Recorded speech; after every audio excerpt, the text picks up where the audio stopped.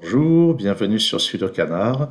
On va regarder ce thermosudoku qui était proposé par l'auteur indien Hemant Malani lors du récent Sudoku Mahabharat. Donc ça rapportait 7 points, ce qui veut dire que c'était a priori d'un niveau de difficulté comparable au Sudoku classique que j'ai présenté récemment. Je vais rappeler la règle du thermosudoku. Quand on a un thermomètre comme ceci, les chiffres augmentent strictement en partant du bulbe. Ça veut dire que ce chiffre est strictement plus petit que celui-ci, strictement plus petit que celui-ci, lui-même strictement plus petit que celui-là, et ainsi de suite. Alors, on peut remarquer que les thermomètres dessinent 23, un 23 avec un 3 très, très coupé à la serpe. Alors, comment on va faire ça? Eh ben, on va se concentrer un peu sur les thermos les plus longs, peut-être, ou alors.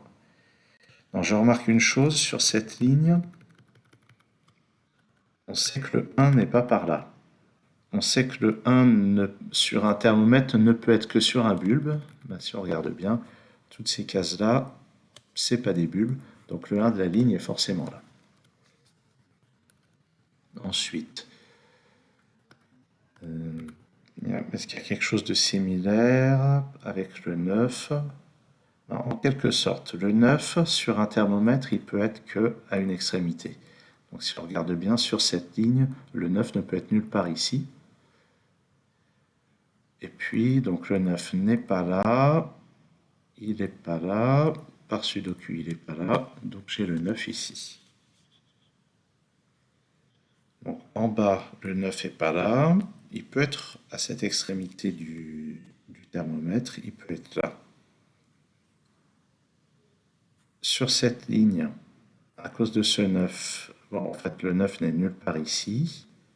Il ne peut pas être là juste à cause de ce 9. Il ne peut pas être là parce que c'est au milieu du thermomètre, donc il est là. Et maintenant, le 9 n'est pas là. Et par un raisonnement de pur sudoku, on obtient le 9 à cet endroit. Donc, dans ce bloc, le 9 va être ici. Et en bas, on a encore 4 possibilités, donc c'est pas très intéressant. Là-dedans, alors ce qui est assez intéressant, c'est que ce chiffre, il vaut pas 2 ni 5, ni 3 ni 4. Donc il vaut au minimum 6. Et donc celui-ci vaut au minimum 7. Donc celui-ci, ça va être 7 ou 8. Et celui-ci, 6 ou 7. Maintenant, sur cette ligne, il nous manque des chiffres entre 2 et 8. Je sais que j'ai pas le 7 là-dedans. Alors des chiffres entre 2 et 8. Donc celui-ci, c'est minimum 2. Celui-ci, minimum 3, minimum 4, minimum 5. Mais celui-ci, il ne peut pas valoir 7 ni 8.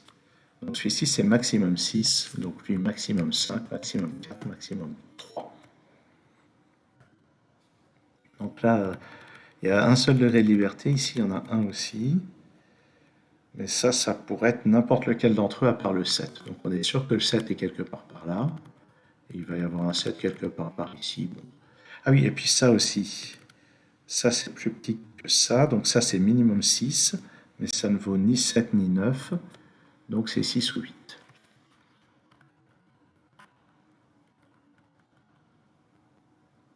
Je remarque que sur la ligne, il me manque 2, 3, 4 et 5. Donc ça, c'est 2, 5. Ça peut pas être un 2 parce que il y a deux chiffres qui sont plus petits que lui. Donc c'est 3, 4 ou 5. Lui, lui c'est minimum 1. Lui, minimum 2. Mais lui, c'est maximum 4. Et lui, c'est maximum 3. Le chiffre qui est ici, ce n'est ni 4 ni 5. Donc c'est minimum 6. Donc lui, c'est minimum 7. Et lui, minimum 6. Donc 6 ou 7. Et ça peut pas être un 8. Donc on a pas mal de restrictions. Et on devrait avoir pas mal de restrictions aussi sur ce thermomètre. Si on regarde bien, là c'est minimum 1, 2, 3, 4, 5. Donc c'est minimum 5, mais ça n'est ni 5, ni 8, ni 9, ni 7. Donc en fait, lui, c'est un 6 directement. Ce qui fait que lui c'est un 8, et ça m'élimine le 8 dans les candidats de cette case, et c'est mieux que ça, non. Maintenant que lui c'est maximum 6, lui ça peut pas être un 5, donc c'est maximum 4. Donc en fait là on a 1, 2, 3 et 4. En fait je crois que pendant le round j'avais repéré ça tout de suite et que j'avais pu placer tous ces chiffres. Donc le 1 n'est pas là, et comme ça augmente, ça peut plus être un 2, ça peut plus être un 3. Et sur cette ligne, le 3 n'est pas là, donc il est forcément là. Ça, c'est 2, 4 ou 5. Le chiffre qui est là, ça n'est pas un 7, ni un 9, donc la seule valeur qui reste, c'est un 1. Et là, on a une paire 7 et 9. Ensuite, là-dedans, j'ai 5, 6, 7 et 8. Donc ça peut pas être le 8, puisque ça doit être plus grand. Donc ça, c'est parmi 5, 6, 7. Ça, c'est parmi 6, 7, 8. Ça, c'est parmi 5, 6 et 8. Et puis, tiens, on peut remarquer que le 3 et le 4, qui ne sont pas là, dans ce bloc, ils sont forcément là.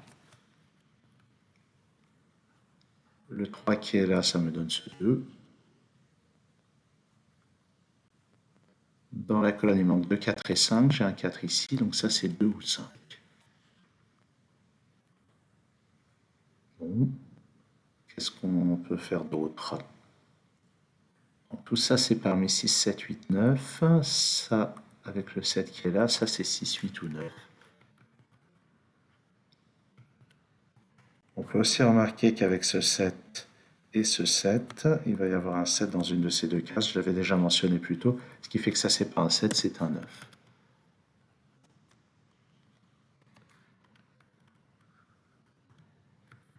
Est-ce que j'ai tous les 9 dans la grille? Non, il m'en manque un quelque part par là. Ah, je peux noter que les 1 ici me permettent de placer un 1 à cet endroit. Et les 1, alors qu'est-ce que j'ai? Non, ce 1 et ce 1 me permettent de placer ce 1. Et puis par ailleurs, je remarque que ce 3 me permet de décider que ça c'est un 4 et ça un 5, ce qui me donne ce 2 et ce 4. Ce 4 en bas me donne ce 5, ce 6, qui lui me donne ce 7, ce 8 et ce 6. Et le deuxième 3 ou 4 de la ligne est par là. Ce 5 me donne un 2. Et puis... Bon, et puis, c'est tout pour l'instant.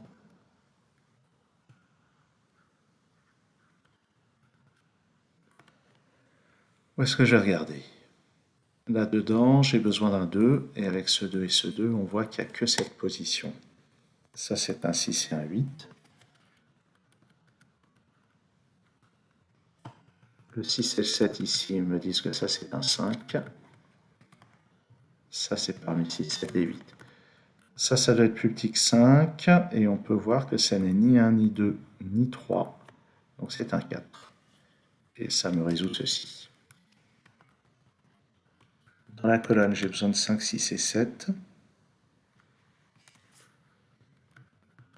Mais ça, c'est pas un 5, il y en a déjà un sur la ligne. Je remarque que le 4 n'est pas là ni là. Il en faut un sur la ligne, donc c'est forcément là. Il me manque 2, 6 et 7.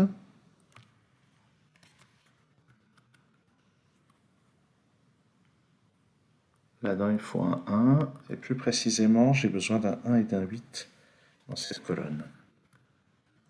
5, 6 et 7. Ça aussi, c'est 1 ou 8, mais il y a déjà un 8 ici.